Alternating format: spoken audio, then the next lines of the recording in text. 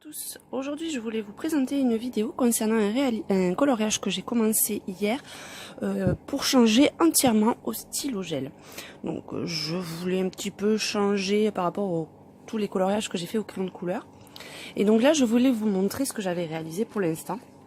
Donc vous avez ce poisson, je vais essayer de bouger la page parce que là on ne voit pas spécialement bien, vous voyez. Tout est réalisé au stylo gel à paillettes.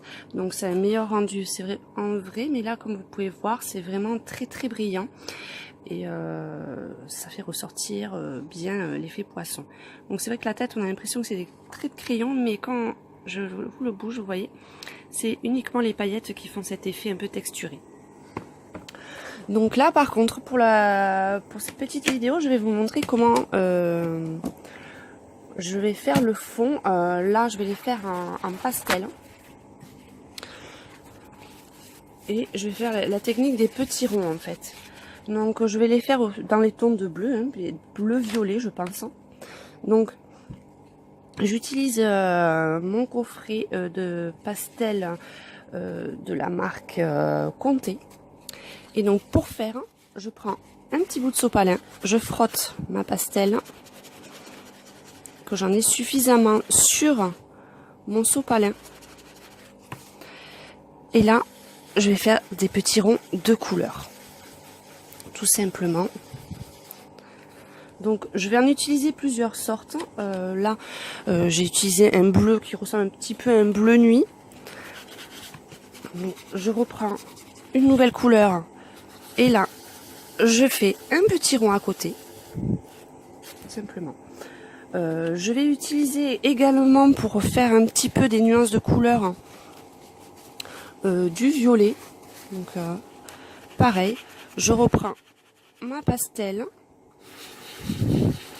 et je fais mon petit rond de couleur. Plus ou moins gros, vous pouvez faire différentes tailles.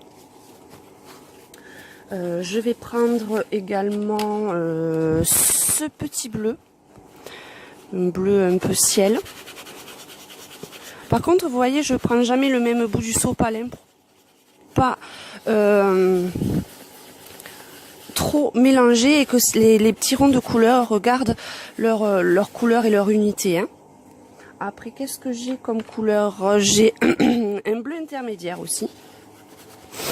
Donc pareil, je prends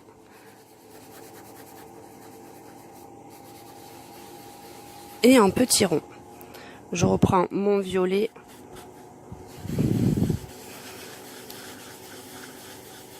Et voilà.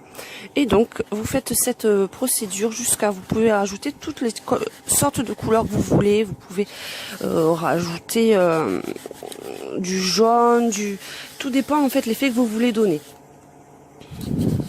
Le tout, c'est d'essayer d'éviter le plus possible de laisser des taches blanches qui ne seront pas forcément très jolies. Voilà, celle-ci, je ne l'ai pas utilisée non plus. Donc, on va voir ce que ça donne aussi. Donc je vais essayer de mettre le plus de bleu et violet possible pour vraiment faire des nuances un petit peu de toutes les couleurs. Vous voyez comme ceci. Je reviens avec mon violet pour essayer de faire une unité aussi. J'aurai peut-être, est-ce que j'aurai un bleu marine pour faire aussi sortir, voilà. Donc pareil, je prends le bleu marine et là on va le faire ici. Ici, faites bien attention par contre sur les bords parce que c'est vrai que le stylo gel et la pastel ça fait pas un super mélange.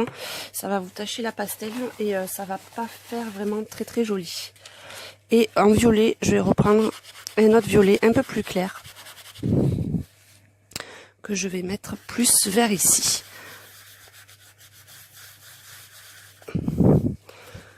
Donc après pour uniformiser et quand vous avez fait toute une partie, je vais vous montrer comment je fais pour essayer d'atténuer un petit peu les démarcations et puis pour rendre un peu plus naturel, plus joli la technique que j'utilise. Donc là déjà je vais combler avec mon plus clair les trous, hop, et après tout simplement je vais prendre un morceau qui n'est pas sali de sopalin.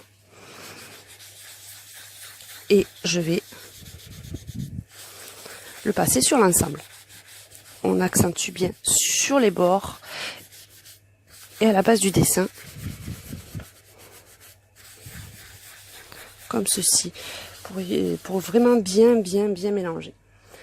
Donc ça vous fait un petit fond assez original. Je vous montrerai le résultat une fois terminé. Et ça, cette technique, vous l'appliquez sur tout le coloriage. Je pense que peut-être je ferai, je sais pas si j'apporterai encore des petites touches de lumière avec le Posca, mais je vous montrerai dans le rendu final ce que ça va donner.